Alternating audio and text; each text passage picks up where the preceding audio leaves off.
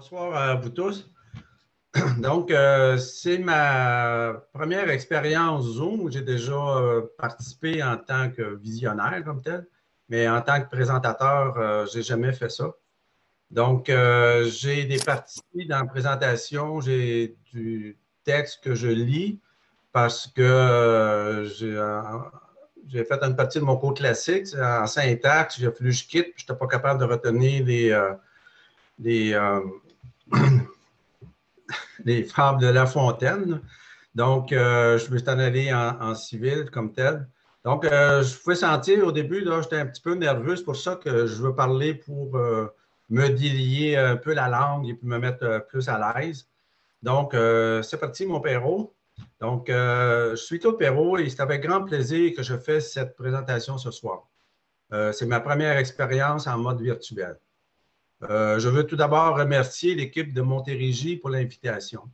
Puis, je dis un petit merci particulier à Michel parce que sans lui, il n'y en aurait pas eu de conférence ce soir parce que j'ai un vieil ordinateur et puis il n'était pas capable d'accepter Skype. Donc, s'il n'accepte pas Skype, il n'accepte pas Zoom ou quoi que ce soit. Donc, il m'a prêté un ordinateur pour me rendre un service. Donc, merci, Michel. Donc, je dois vous dire que je marche mentalement les voies du chemin de Compostelle depuis 1998. Et c'est suite à l'achat d'une revue usagée dans le Vieux-Québec. Cette revue, je ne sais pas si vous la voyez, mais je l'ai encore. Je ne sais pas si elle va m'accompagner dans l'au-delà, mais ça a été mon élément déclencheur. En d'autres mots, ce fut l'appel du chemin. Si vous êtes ici présent ce soir, vous êtes peut-être de ceux qui ont reçu cet appel.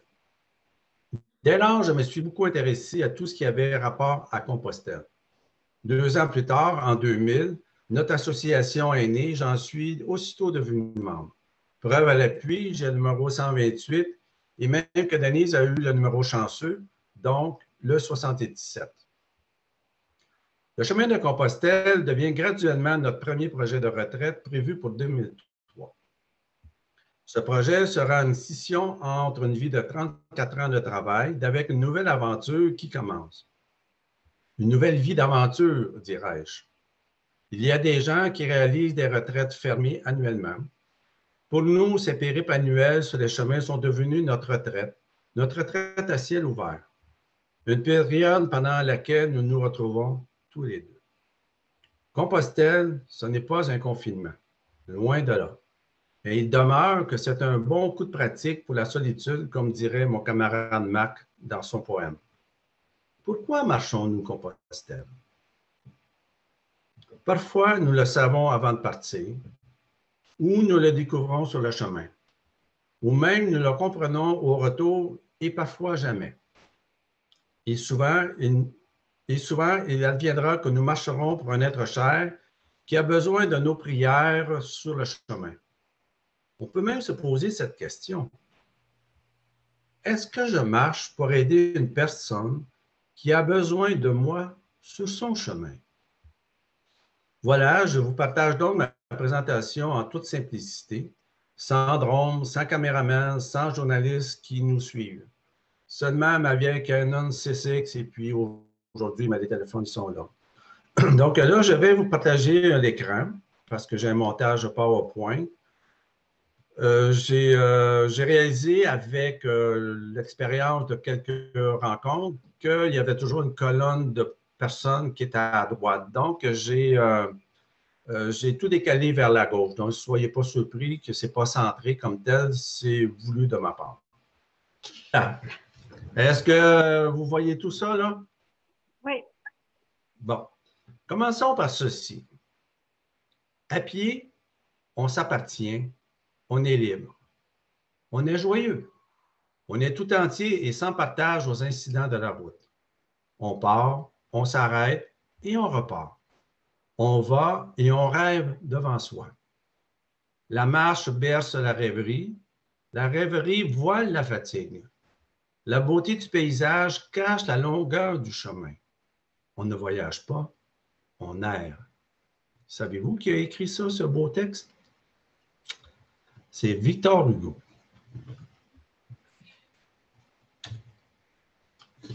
Bon, bon, ici, vous avez la carte des voies du chemin de Compostelle en Europe. Il y a cette carte-là, ça fait quelques lunes que je les ai. Il y a plus de 80 000 km de voies du chemin de Compostelle, et puis incluant les voies maritimes comme telles. Nous avons des camarades tels que Claude, Yves, Marcel, Marc, Michel, Serge, Gérard, Yvon, Francine, Françoise, Arlette, Louise et bien d'autres qui ont marché également des milliers de kilomètres sur ces voies de chemin de Compostelle, méconnues ou pas. Donc ici, vous avez en vert les voies que Denise et moi avons marchées. Donc, c'est le sud de la France, le sud-ouest de la France, devrais-je dire, et le nord de l'Espagne. Et puis en bas à gauche, vous voyez, c'est le Camino Mozarabe qui est là.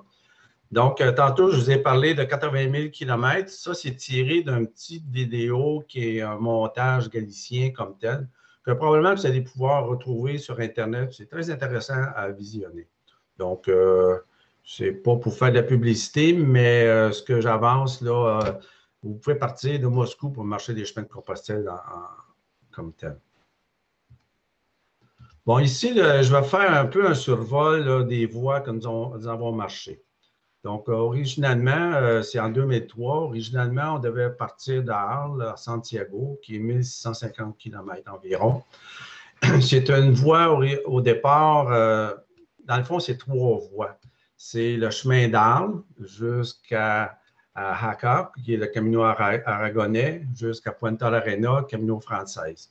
Donc, Arles-Santiago, 1650 km, peut-être un mois avant de partir, on s'est dit, on s'est fait une image.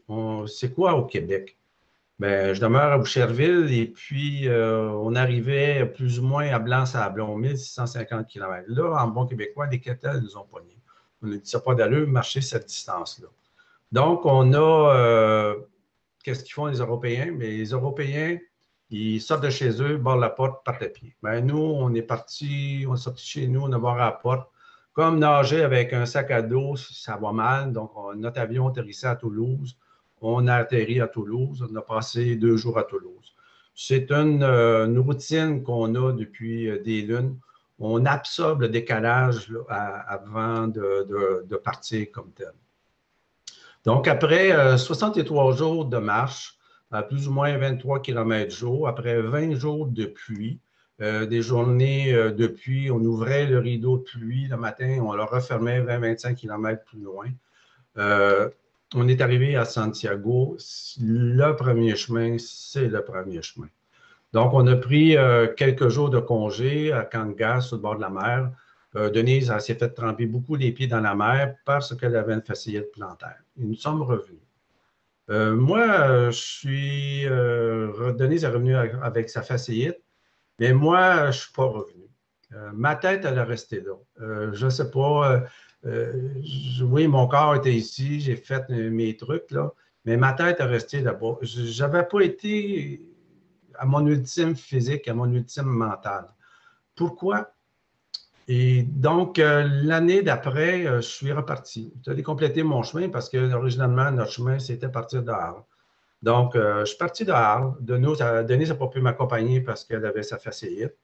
Mais je suis fait un camarade de marche à Saint-Guillaume. Et puis, on s'est quitté sur le canal du Midi. Il demeure qu'à Galade-le-Monstrueux, c'est-à-dire, je m'excuse, à Galade-le-Montueux, après 39 km de marche dans une journée assez chaude, couché sur un matelas que j'ai dû mettre du papier journal dessus pour ne pas être contaminé par je ne sais pas quoi, couché sur le dos, je me suis dit, qu'est-ce que je fous ici? 1er avril, je m'excuse, le 1er novembre 2004, couché dans des draps blancs à l'hôpital, j'ai compris pourquoi qu'il fallait que j'aille à mon ultime physique, à mon ultime mental. Donc, la vie continue, la vie est belle. 2007, nous avons marché le Camino Catalan Nord. Je dois vous dire au départ que notre fille demeure en Europe. Donc, on essaie toujours de coordonner quelques jours de vacances avec elle. Donc, on avait déjà été à Barcelone, on voulait retourner, donc on a vu qu'il y avait ce chemin-là qui partait. Très belle voie, très tranquille. Je pense qu'on n'a vu personne sur cette voie-là. Puis là, on marche toujours vers les Pyrénées, on les voit au loin, c'est réellement agréable. On a marché un peu plus vite que prévu, on était jeunes en 2007. Donc, on a vécu une expérience qui était, on s'est dit, on fait quoi? Bon, on a décidé de marcher de Pampelune à Saint-Jean-Pied-de-Port, en passant par Roncevaux, évidemment.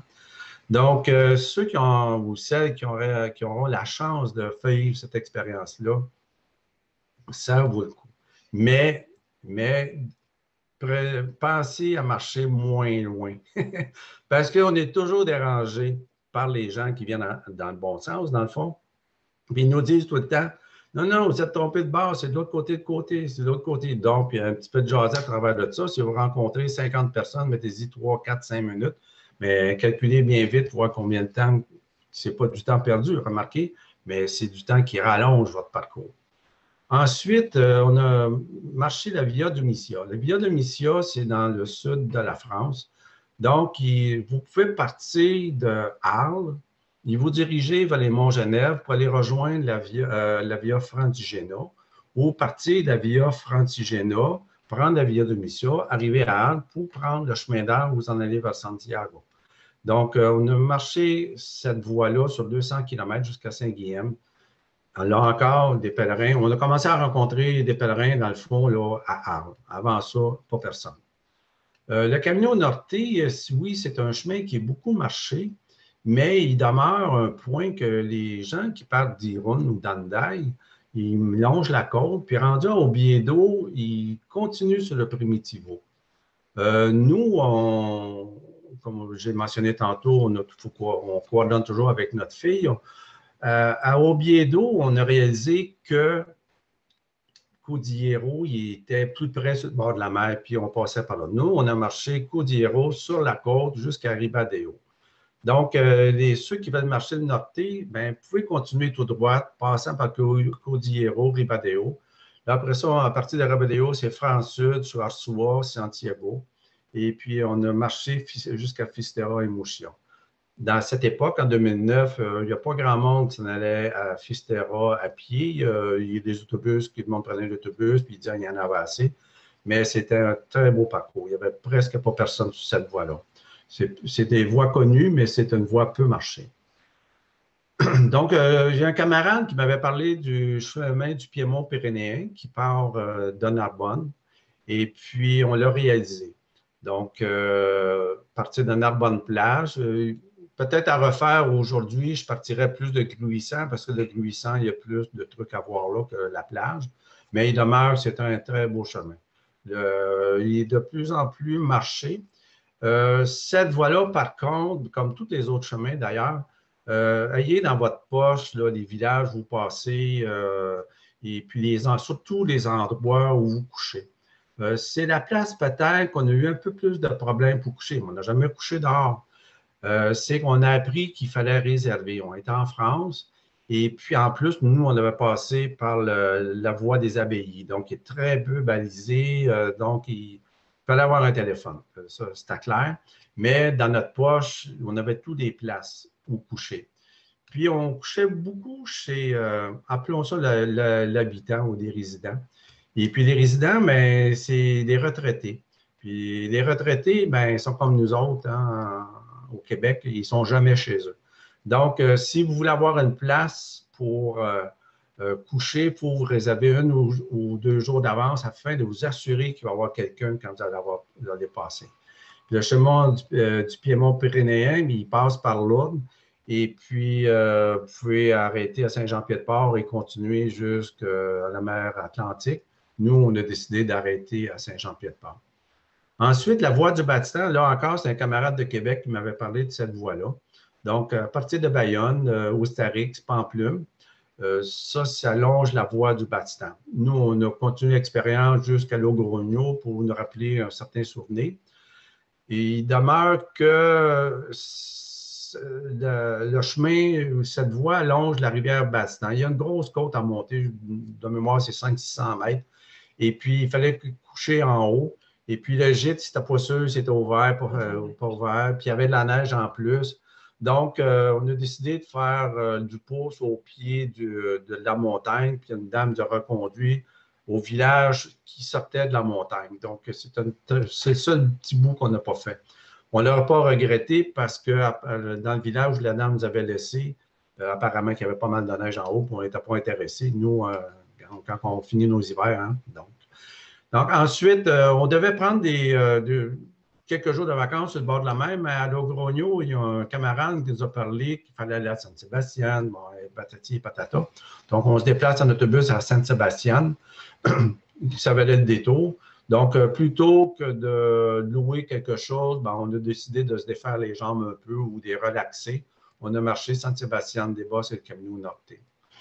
Une expérience à vivre, c'est la voie catalane-française, c'est à partir de Perpignan. Mais vous pouvez, avec des recherches, partir de Béziers, Montpellier, pour vous rendre jusqu'à Perpignan. Là, traverser les Pyrénées et puis arriver à Puigcerdà. Puigcerdà, vous avez différentes voies. Vous pouvez vous en aller vers Barcelone. Vous pouvez vous en aller sur Lleida, Saragossa, Logrogno, sur le Camino française, ou avec un peu de recherche, GR1, GR1, toutes ces familles-là, vous pouvez vous rendre jusqu'à Jaca sur le Camino aragonais. Donc, ensuite, le Camino aragonais, vous arrivez à Punta l'Arenas, continuez sur le Camino française. Bon, le Camino portugais, on voulait relaxer, comme on dit. Donc, c'est une très belle voie. On ne regrette pas d'avoir marché cette voie. On a arrêté à Bigo parce que le temps ne nous permettait pas de continuer à Santiago. Le Camino Mozarabe, on en parle tantôt. Deltebre-Xerta, c'était prévu en 2019. On a marché jusqu'à une cinquantaine de kilomètres. J'ai eu une blessure, donc je n'ai pas pu continuer. Ça passe sur le bord de la Méditerranée. C'est plein de rizières. Si vous avez la chance d'acheter du riz qui vient du Deltebre, de la place, ça s'appelle comme ça, le Deltebre, goûtez-y. C'est pas du Rock'n'Band, c'est super bon. Donc, il n'y a pas de chemin vers le bonheur. Le bonheur, c'est le chemin. Bon, ici, vous avez une carte topographique de l'Espagne. Donc, l'Espagne, c'est un haut plateau. Les seuls endroits où on est en basse altitude, c'est sur le bord des océans ou des grands fleuves comme tels. Donc, le chemin, n'importe quel chemin que vous allez prendre, vous allez toujours avoir une butte à traverser, c'est sûr et certain. Il y a peut-être le Camino de la Plata qui est peut-être le plus tranquille, mais il demeure qu'il est en up and down lui aussi, en partie. Bon, ici, vous avez une carte, là, vous avez deux cartes dans le fond. Je ne sais pas si vous voyez bien celle qui est à droite, là. Celle à droite, c'est une carte que j'avais préparée avant de partir avec le Google Maps. Et puis, donc, Malaga, Mérida, ça nous donne environ 400 km. Donc, tout ce qui est en bleu, c'est le tracé qui était prévu qu'on devait faire.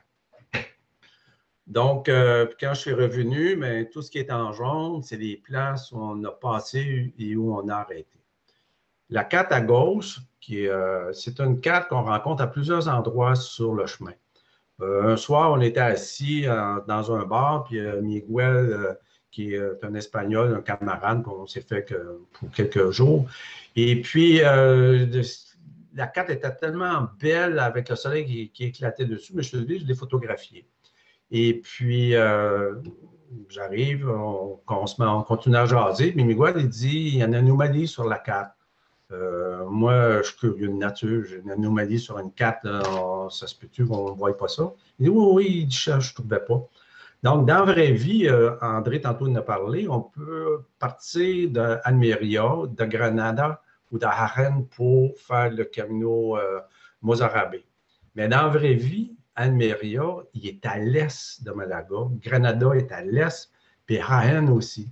Quand ils ont fait le tirage, les premières, là, le fond de la carte comme tel, ils l'ont imprimé à l'envers.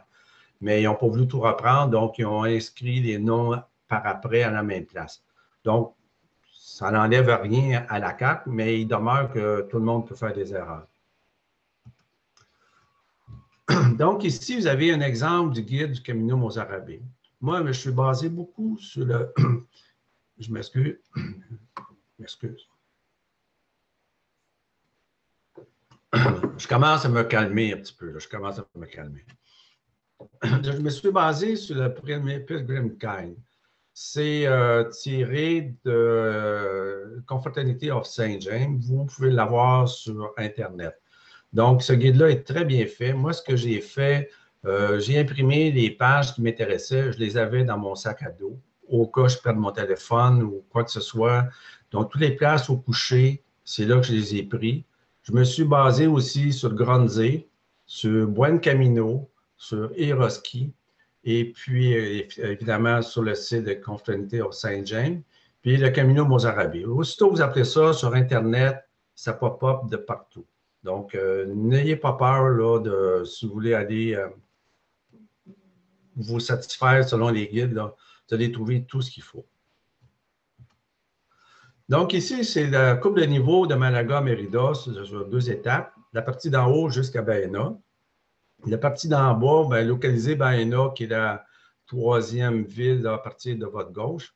Donc, si on part de Malaga, qui est à plus ou moins 0, qui est à la hauteur de la Méditerranée, donc on a un pic qui est à plus ou moins 1100 mètres d'altitude.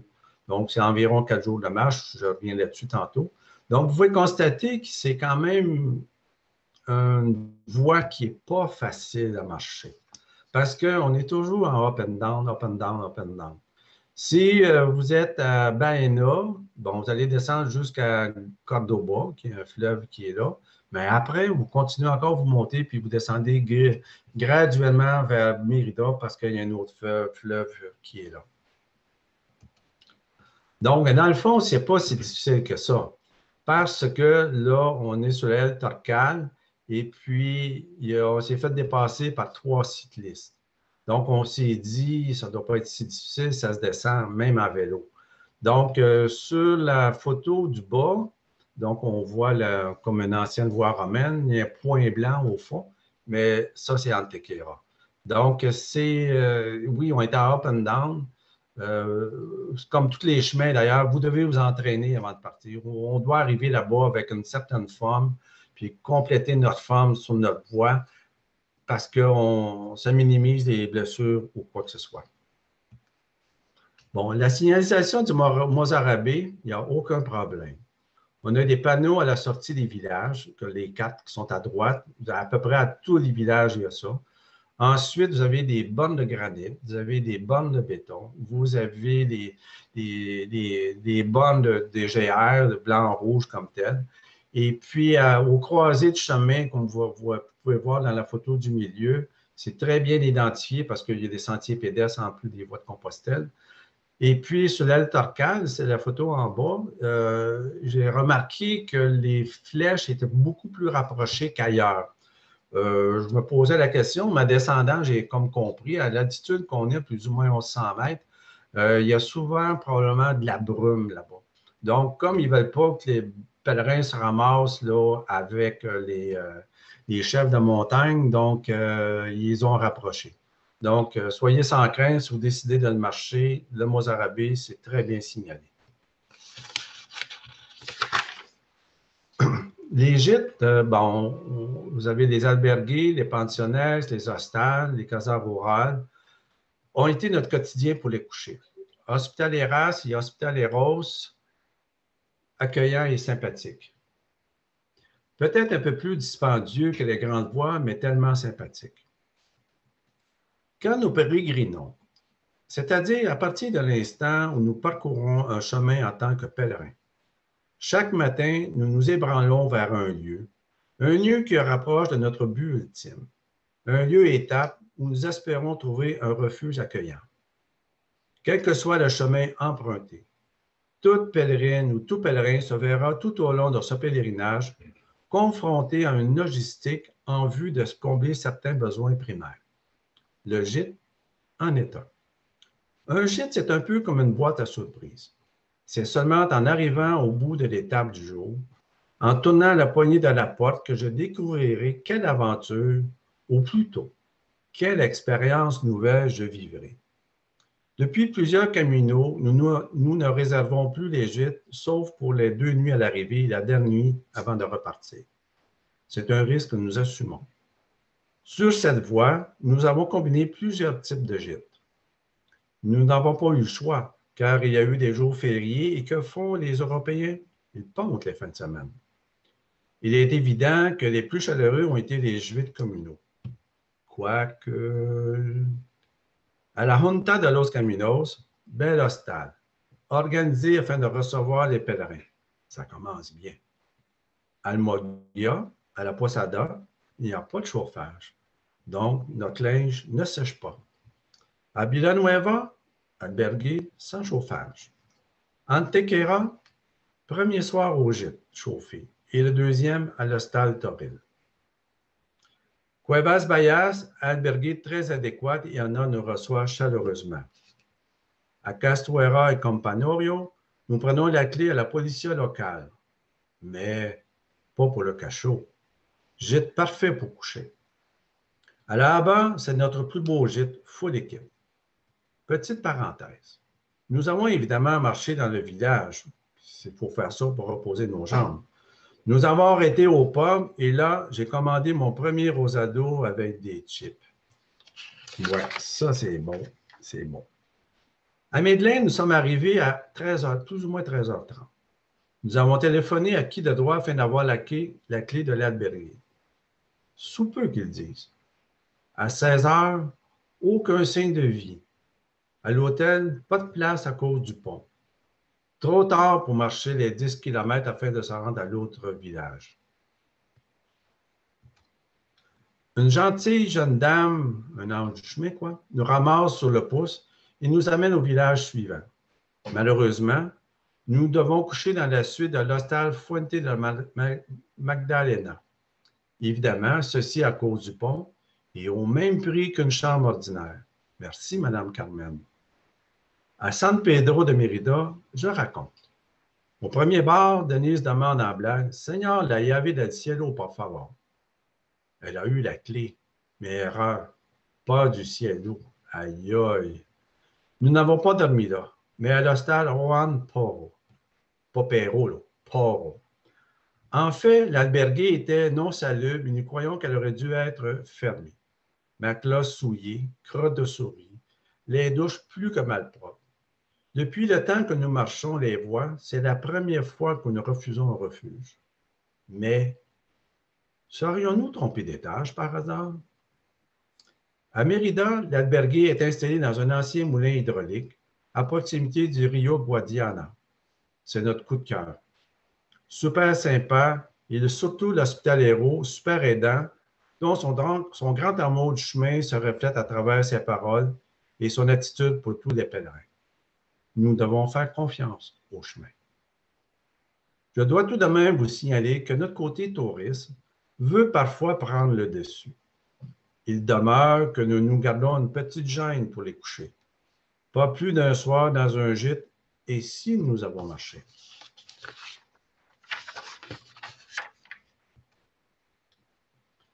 Les gens, c'est une partie très importante de la vie du chemin. Nous ne pouvons pas se passer d'eux. Prenons le temps de remercier les hospitaleros. Ce sont eux qui animent la vie du chemin. Ils sont pour la plupart tellement remplis d'empathie pour nous et pour une grande partie des camarades. La grande majorité de ces hospitaleros sont des anges du chemin. Nous aimons prendre le temps de jaser avec les locaux lorsqu'ils nous abordent.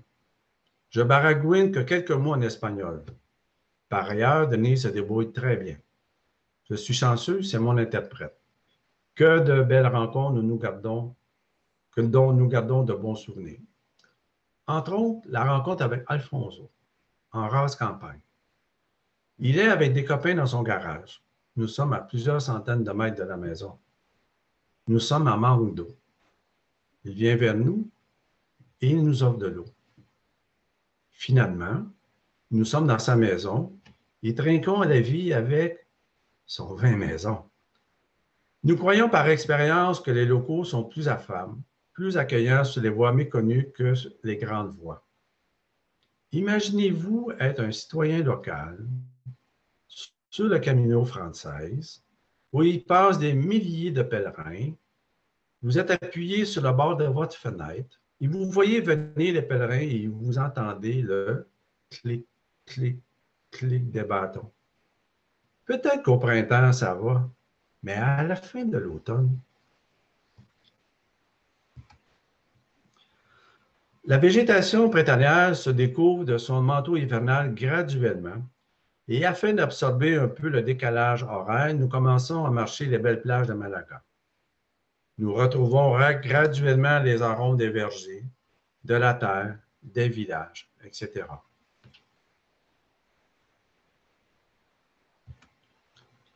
L'huile d'olive des oliveraies se mariera très bien avec le jambon ibérico que nous mangerons tout au long du chemin. Ces derniers sont nourris au gland des chênaies que nous traverserons. Vous pourrez admirer une faune subalpine lorsque vous traverserez l'Alpe Torcane, et les champs des céréales diverses vous envoûteront lorsqu'ils se mettront à danser au gré du vent.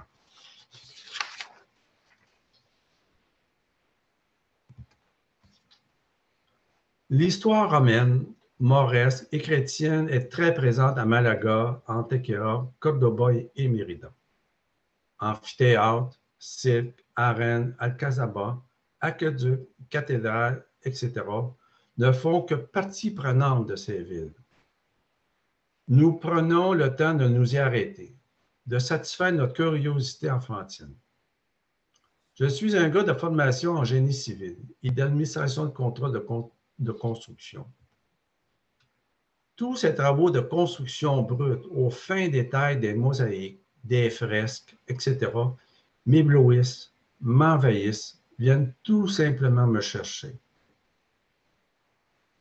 Je ferme les yeux. J'écoute le pas des Romains, des morts, des chrétiens, le pas des chevaux et le roulement des charrettes.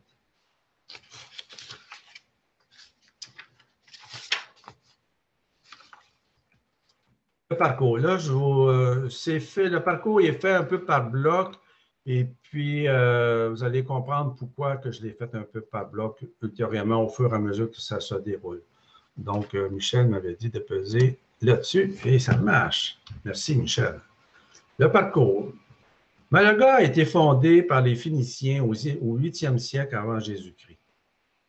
Conquise par les Romains en moins 218, il y a eu les Visigoths, l'Empire byzantin, les Arabes ou morts, les chrétiens en 1487, etc., etc., etc.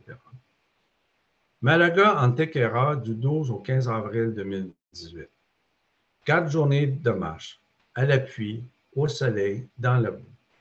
11 km pour Junta de los Caminos, 12 pour Almoguia, 20 pour Villanueva de la Concepción. Nous sommes arrivés très fatigués à cette ciudad à cause de cette terre rouge aimante, détrempée par la pluie des derniers jours et qui collait à nos bottes depuis plusieurs kilomètres. Nous devons ajouter un autre 16 km pour Antequera. Lors de cette étape, nous traversons le magnifique massif de l'Alpe Torcane, qui a été le point culminant à tous les points de vue. Ce massif est célèbre pour les formes que l'érosion a données à ces roches calcaires.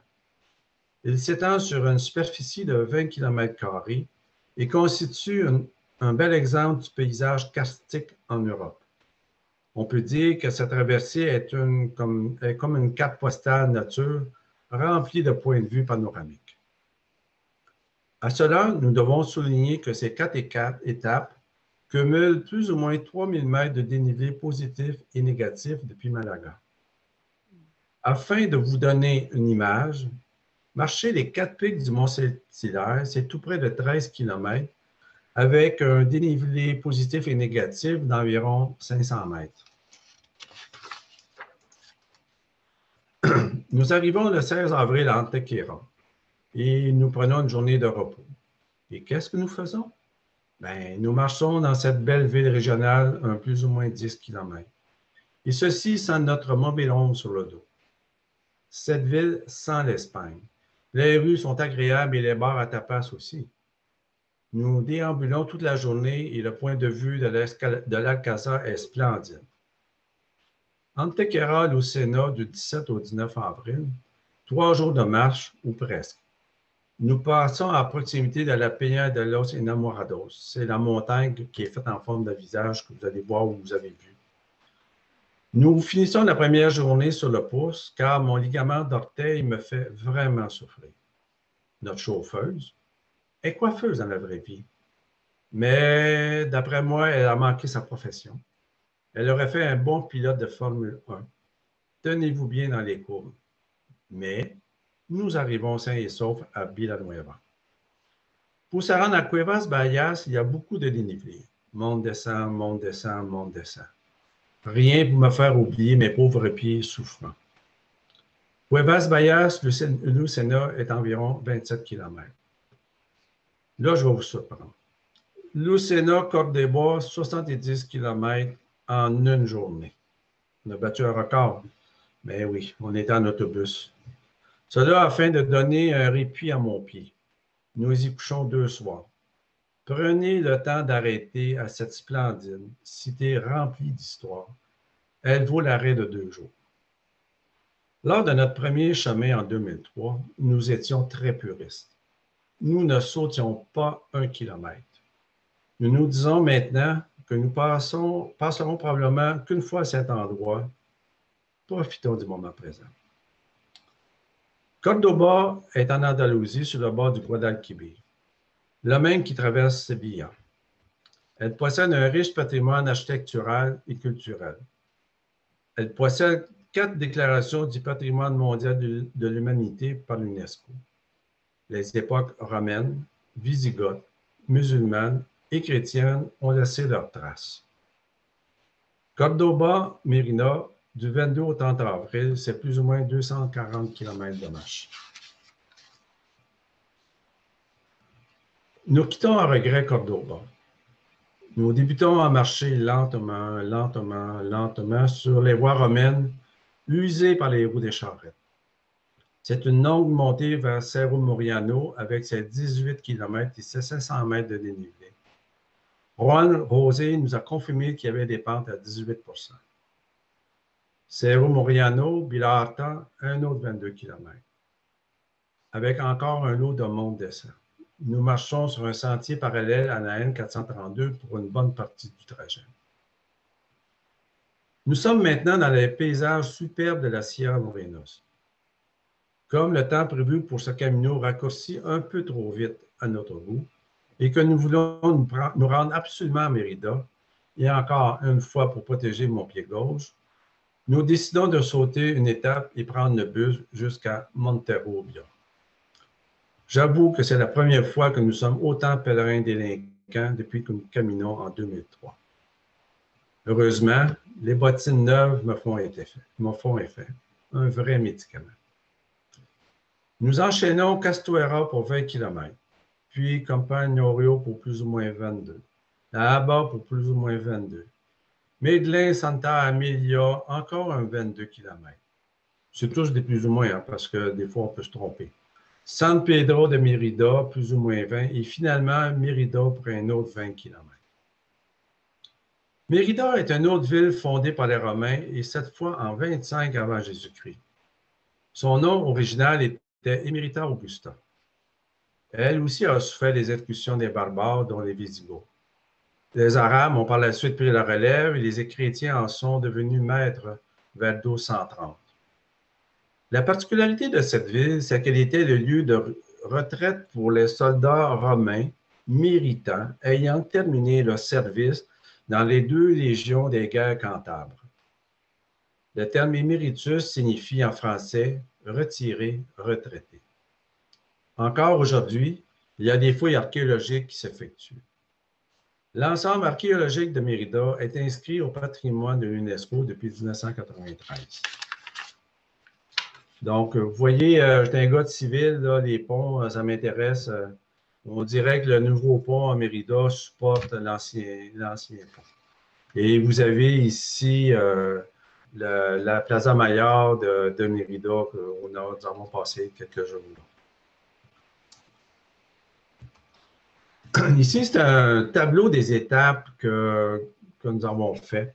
Donc, Denise, à chacun de nos retours, elle prépare les tableaux avant de partir, puis elle complète quand on revient. Donc, elle regarde ce qu'on avait prévu marcher et puis qu'est-ce qu'on a marché. Puis elle indique aussi les endroits où surtout on a couché et le prix approximatif.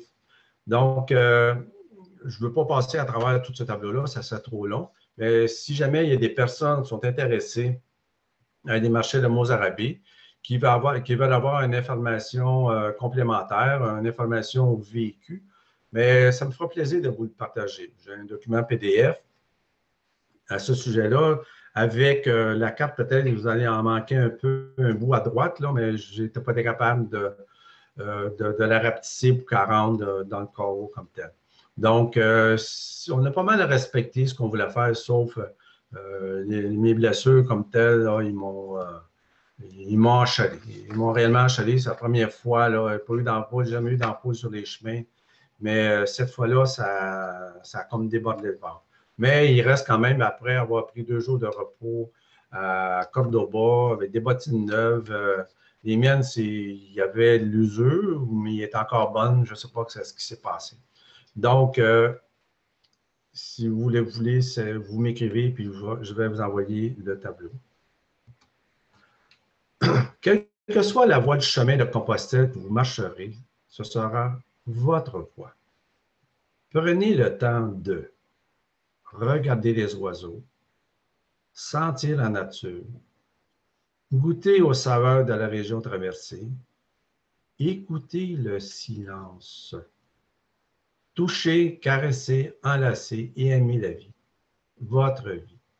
Le plus difficile n'est pas de partir, mais souvent de revenir. Donc là, j'ai un petit extra pour vous autres ce soir. Il y a Anne Sylvestre, un auteur-compositeur, est décédé l'automne dernier. J'ai un petit montage que j'ai fait là, plusieurs lunes. C'est une chanson de Compostelle qui est, je dirais, le plus réaliste. Moi, je l'écoute, je me monter le moral des fois. J'écoute La route est longue vers Compostelle. Donc, ça dure 4 minutes 34. Donc, je me permets de vous la présenter ce soir.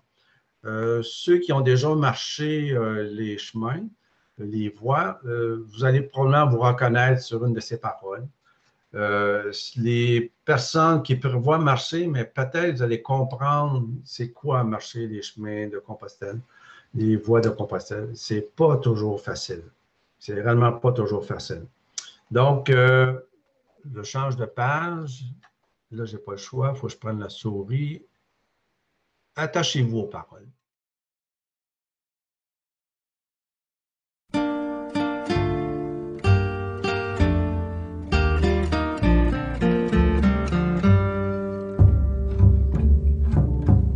Qu'est-ce qui te pousse? Quelle est la secousse qui a décidé pour toi de ce chemin? La source vive, celle qui te motive, a-t-elle jailli d'un seul coup sous ta main? Pour que ta quête un jour te projette tout seul, sac au dos en humble pékin. Pour que ton rêve aujourd'hui soulève autant de poussière en mon pauvre jardin. La route est longue jusqu'à Compostelle, faut qu'on s'y attelle, faut avoir du cœur. Le temps n'est plus de faire mes bagages, le pèlerinage me fait toujours peur.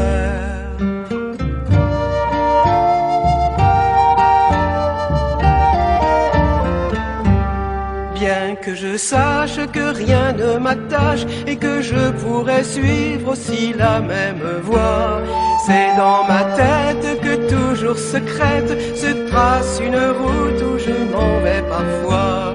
La marche lente s'étire et serpente, je tangue et chemine le long des coteaux.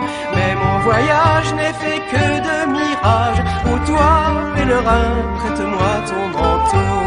La route est longue jusqu'à Compostelle, faut qu'on s'y attelle, faut avoir du cœur. Le temps n'est plus de faire mes bagages, le pèlerinage me fait toujours peur.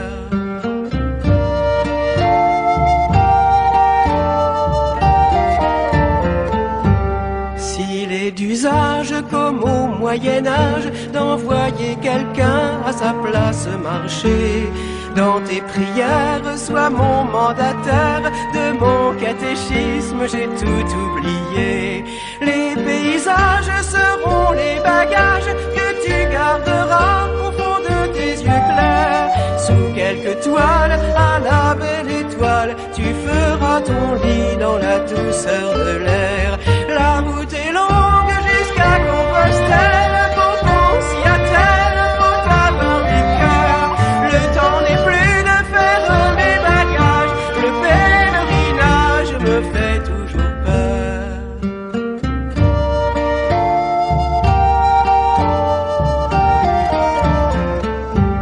Sur cette route, tu feras sans doute de belles rencontres, on te tendra la main. Et dans les gîtes où parfois on s'abrite, tu ne seras qu'un parmi d'autres humains. D'un pas tranquille, villages et villes défileront comme grains de chapelet. Si tu trébuches, ne crains pas les bûches, cette marche est bien celle que tu voulais. La route est longue jusqu'à Compostelle, pour qu'on s'y attelle, faut avoir du cœur. Le temps n'est plus de faire mes bagages, le pèlerinage me fait toujours peur.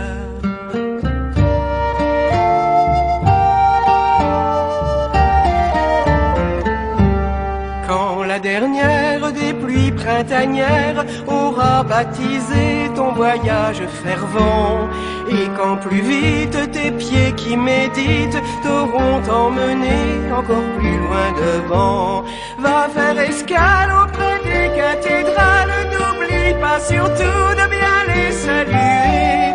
Pour moi qui reste sans faire un seul geste et qui ne suis qu'une nomade arrêtée,